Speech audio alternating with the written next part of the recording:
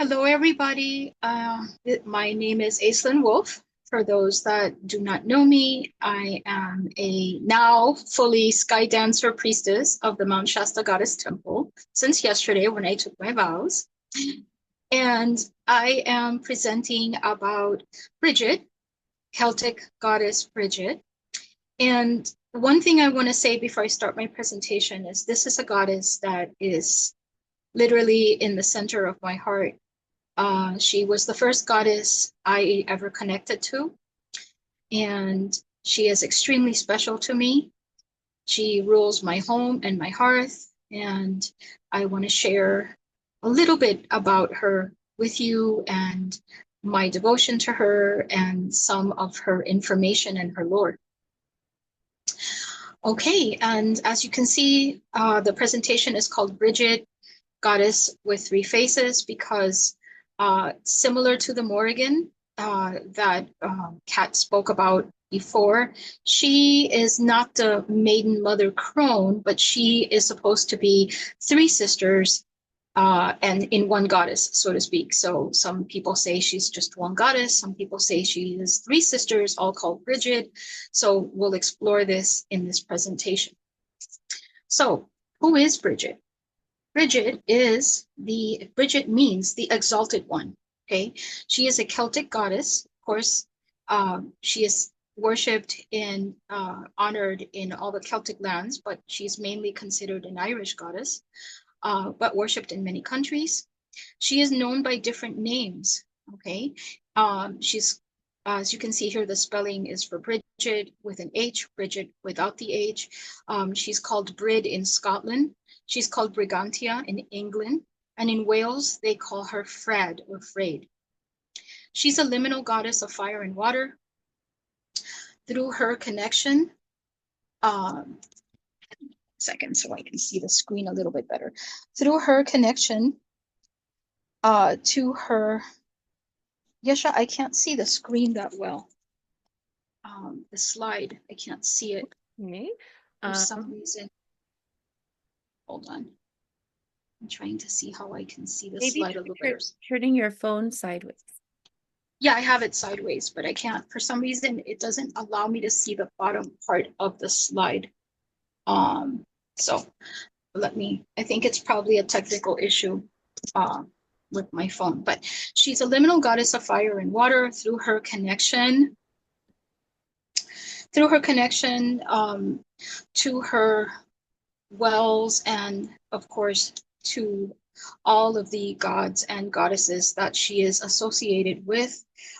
She is a European goddess during the Iron Age, who later became Saint Brigid in the 5th century.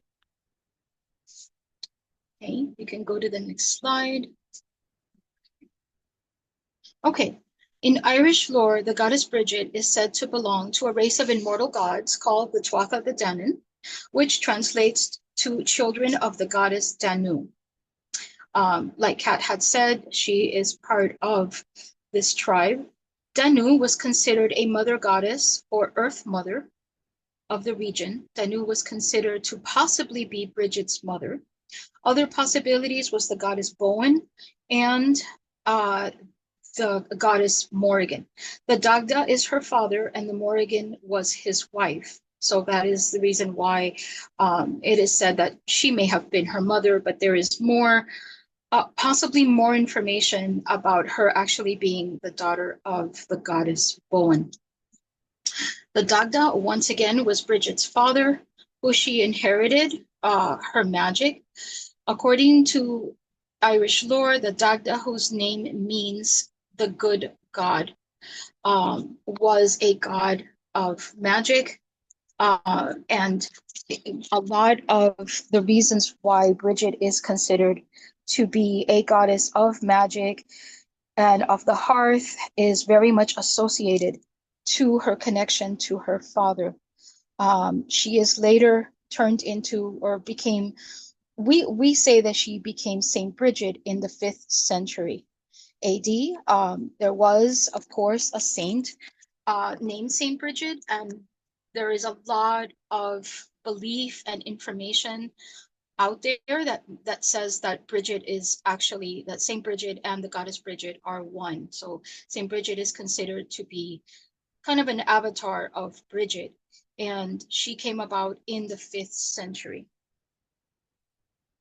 So Brigid, 3 sisters and 1 goddess. Brigid was said to have 3 sisters. Okay, that 3 sisters which are all considered Brigid. We have Brigid the healer, Brigid the poet, and Brigid the blacksmith. The number 3 is sacred to the Celts, and the lore speculates that there are 3 aspects or 3 faces of the goddess, but in reality is only one goddess, Brigid.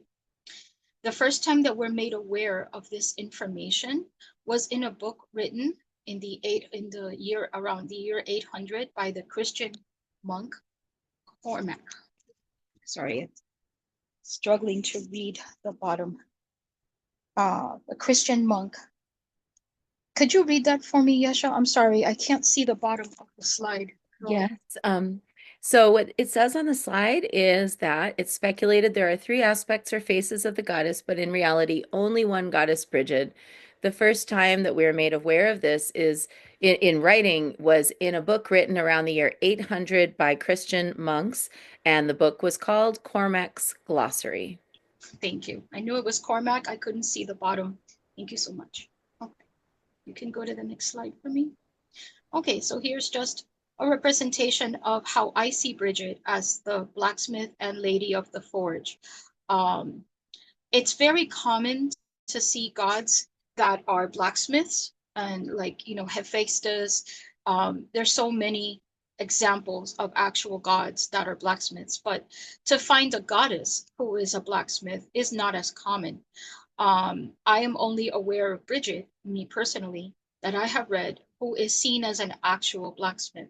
So it's very interesting that for the first time, you see that something as important as being a blacksmith during that time, if we're talking about Iron Age period, this is the person that would forge weapons. This is the person that was considered very transformational, right? They transformed raw material into a sword, into a weapon.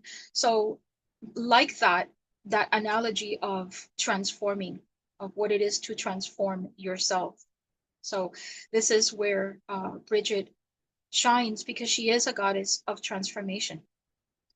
You can go to the next slide for me. Okay, so in Celtic mythology, the goddess Brigid is often seen as a blacksmith because of her strong ties to fire, transformation, and crafting. Later on, we go from her transforming raw materials into weapons to her also being considered a patron of jewelers. So if you are a person that works with jewelry, you also, of course, need fire to transform raw materials into jewelry. So Brigid is connected to the art of jewelry making. Her 3 main aspects are seen as poetry, healing, and smithcraft. The smithcraft aspect connects her to the transformative fire and metalwork, representing creativity and the forging of weapons. In ancient society, blacksmithing was a crucial skill. It symbolized forest transformation and creation, which are the key elements of Brigid's influence. Her association with fire is known for its purifying properties, reinforcing her as a patroness of blacksmiths, and once again, also a patroness of jewelry. Here I added an invocation of Brigid, the Brigid of the Forge by Morgan Damler. Morgan Damler is a writer who writes a lot about Celtic gods and goddesses, among others. She also writes about Odin, but her main concentration is in anything Celtic. And she has a beautiful book on Brigid, has a lot of really good information. And I really like this particular invocation of hers, which I added here. Blessed Brigid of the Forge, creator, transformer, who shapes raw material into form and function, I call to you. So I use this invocation a lot. personally, when I want to do any kind of work with Brigid as the blacksmith. I work with her in 3 different ways. I work with her as the blacksmith at times when I want to transform something. If I feel that I need a sense of transformation, a lot of times I will light a candle, I will say this prayer, and I will connect with her that way. Um, when I want to work with her, of course, as a poet, I ask her to help me with my writing, to help me with inspiration, which she does. And then, of course, in healing, she is my healing goddess and my Reiki goddess. And anytime I send Reiki to someone, or before I'm going to do anything Reiki or healing related, I turn to her. So this is 3 ways I work with her. So how can we transform ourselves on Brigid's forge? So due to Brigid being a goddess of sovereignty and a protector of women, she took on the strong role of support in the war between the Tuatha, the Danann, and their opponent, the Fomorians. She took on the role of blacksmith, forging weapons. So this is where we see her in that capacity. When you work with Brigid, asking her to help transform your life, she will place you on her forge and she will help to mold you into the most exquisite version of yourself. You will be able to then cast off the parts of you that no longer serve you. So this is something that I love about Brigid. I feel her energy, especially in those moments, and have done a lot of work with her in that way, spell work and connecting with her in that aspect of blacksmithing. I don't know how to do jewelry, but if I did, I would definitely be turning to her for that. So I'll talk a little bit about Brigid the poet. We can go to the next slide for me. So the goddess Brigid is known to be the goddess of poetry and music. She was seen by the Druids to be the patron goddess of the bards.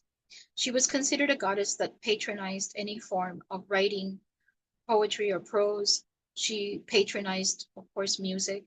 She was the muse for the Celts, and people would turn to her for divine inspiration.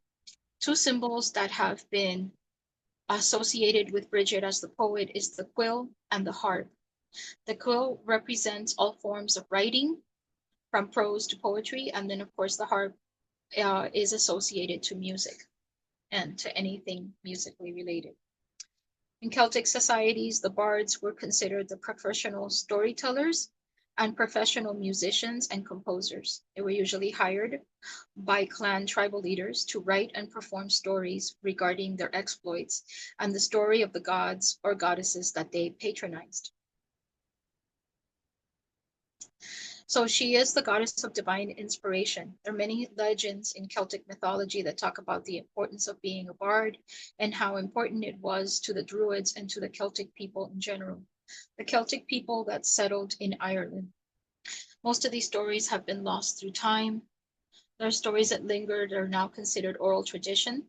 Such a story talks about a particular bard that even though he was recognized for his talent, he had a difficult time being inspired and felt creatively blocked. He then decided to turn to Brigid for help and inspiration.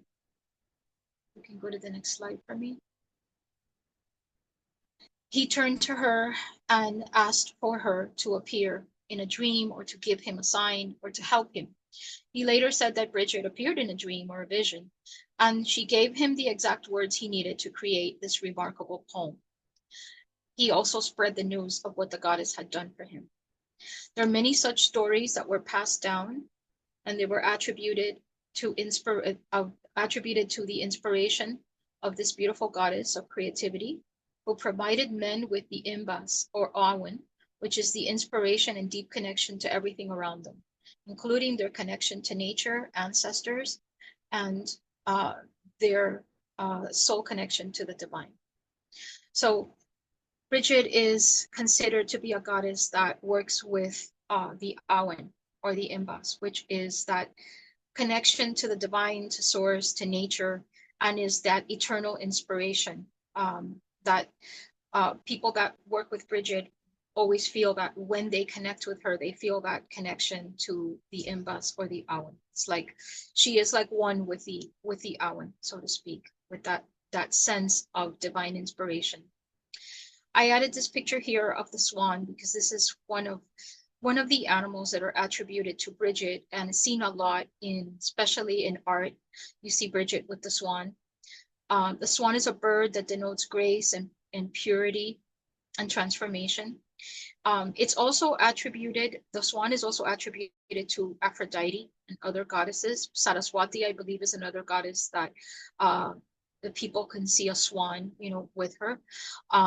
But when it's attributed to Brigid, it it denotes the connection to Brigid with creativity and grace and inspiration. There's many Celtic myths of birds and of course of anything inspiring or working with inspiration, creativity, and poetry. And the swan is that bird that denotes that. And then here we have a picture of Brigid the healer. So the goddess Brigid is known for her healing and her association, of course, with the element of water. So healing is associated to fire, but also to water. Water is also very healing. And when we think of healing, we a lot of times think of water. There's a lot of sacred wells that were dedicated to her in Ireland, as well as in Scotland, in Wales, and even in England. In England, she's mostly known as Brigantia. Some people say Brigantia is a separate goddess from Brigid, and some people say that they are one and the same. So different ways of looking at Brigid. As a healing goddess, she is known to heal physically as well as emotionally and spiritual illnesses as well. So she is a great goddess to turn to for any type of healing. You can go to the next slide for me. Okay, in the Liber Gabala Erin, or the Book of Invasion, Brigid's birth is highlighted by the sun at dawn. It talks about a tower of flame and fire that springs from her head and reaches the sky. This illuminates the fact that someone special was born, a goddess and a princess. Through her details of her association to the Dagda, which is her father, we know that his name, being the good god, is where we see the connection of Brigid being associated to a family of empathic and compassionate people and healers, or gods, I'm sorry, and healers. You can go to the next slide for me. Even though we see the association of healing in Brigid as the goddess, it's Brigid as the saint where is most evident. We find countless stories of Saint Brigid as a midwife, as a death doula, as a compassionate woman who heals compassionately all that come to her. She's known to heal animals and to be able to save people in every way. There's even a story where she saves a woodcutter from being killed. There is a story where she saves a woodcutter from death. The king, he accidentally killed his pet wolf. And because of her nature and her healing qualities, she provided a beautiful wild wolf cub to come to the king. The wolf cub gently laid his head on his lap, allowing her to present this, cub to the king in lieu of the wolf that was killed. The king then decided to forgive the blacksmith. So this is just ways that she's said to be able to, as Saint Brigid, she was said to be able to speak to animals. Animals understood her. All of nature understood her. So we see here how clearly they talk about Saint Brigid, but we know that it's really the goddess. And Saint Brigid is her Christian version or her avatar. At least that is the way I see it personally, and a lot of people feel the same. There are people that say that they are different, but even today, she is known as Saint Brigid in Ireland, and many people are incredibly devoted to her as Saint Brigid. But there are people that say that Saint Brigid really never existed as such, and that there's not enough information about her to justify it. So she's no longer considered a saint in the Roman Catholic Church. So it's interesting how, but she's still so loved and so devoted.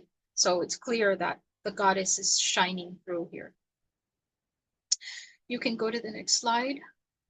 Okay, so here I talk a little bit about the three cauldrons. So we have the cauldron of knowledge, the cauldron of motion or vocation, and the cauldron of warming. So this is a way that the Celts saw what we would consider the chakras, so to speak. The Irish and the Celts believed that there were three cauldrons in the human body. Um, of energy. These cauldrons were cauldrons of energy. And they worked with these cauldrons in order to bring healing and to work with that energy that flows through each person. Because Brigid is a goddess of healing, I have read a lot of books and a lot of information that attribute her to the three cauldrons. In other words, ways to work with the three cauldrons and connect to Brigid as the healing goddess behind this technology. You can go to the next slide for me.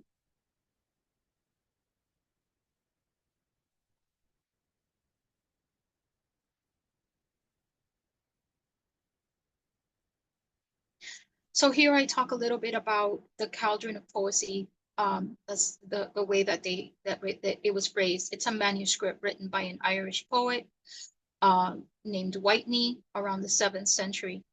This information was used by Druids many centuries before, but it was always in oral tradition until the 7th century where he actually talked about it.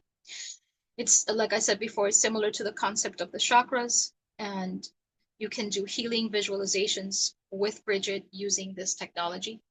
This concept is that there are three cauldrons located in the human body: the cauldron of warming or incubation, the cauldron of vocation, and the cauldron of wisdom. And each one affects our lives depending on how they are located. So the cauldron of warming is located in the three fingers. The three fingers below the navel. This cauldron is related to physical health, and it is affected when a person is ill. The cauldron of motion is where the heart is located, and it is connected to our emotions. When we are born, we see this to the side. When we mature, it turns right side up. Cauldron of wisdom is located on the brow or the third eye. It's usually upside down when we are born, or it's visualized as upside down when we're born, and as we learn, it turns right side up. As you go through life, you mature and you learn. And when you are connected to the concept of joy, it stays right side up. You can go to the next slide. Okay, I added here a very simple ritual of healing to Brigid, where you can take a bowl of water, add sacred oil for Brigid. I usually put oil of lavender, because I associate lavender a lot with Brigid. It's one of the herbs that is attributed to her. You can give a small offering of milk with a pat of butter, okay? Or you can just give milk, that's fine, as an offering to her. A lot of the Celtic deities are very much associated, of course, to farming animals, to milk, to butter, to bread, and ale. And these are all offerings that you can give to Brigid.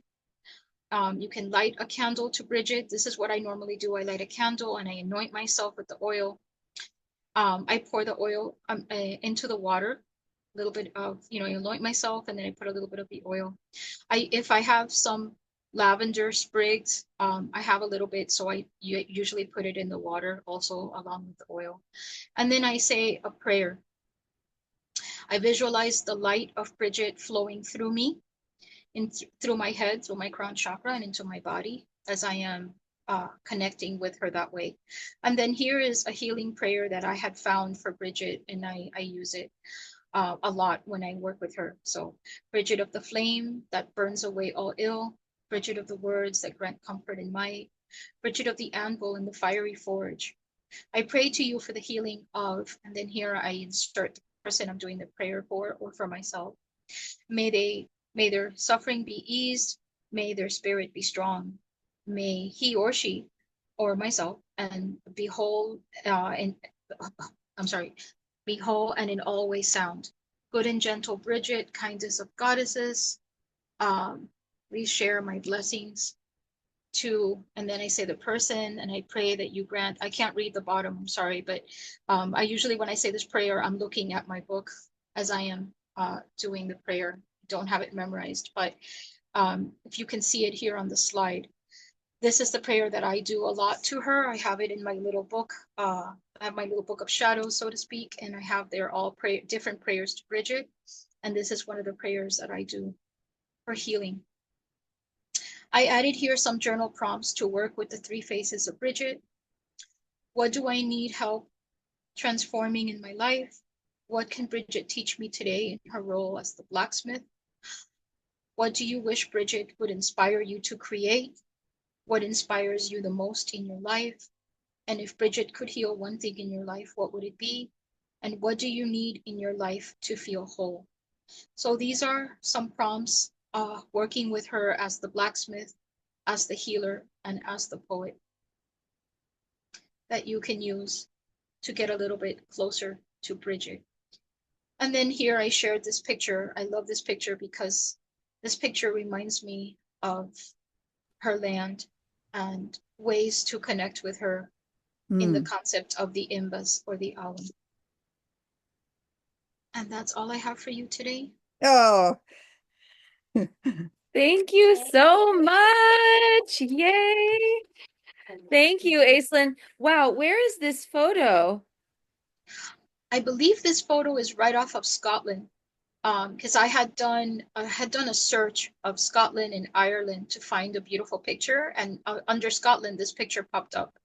So Hmm. I had saved it because I just thought it's so beautiful. And when I do any journeys to Brigid or meditate with Brigid, I try to visualize. I use this photo as like a launching pad, so to speak, where I try to visualize myself in a ship traveling to an island to see her. So I included this because this is like my kind of like my visual connection to her. Beautiful. Thank you so much.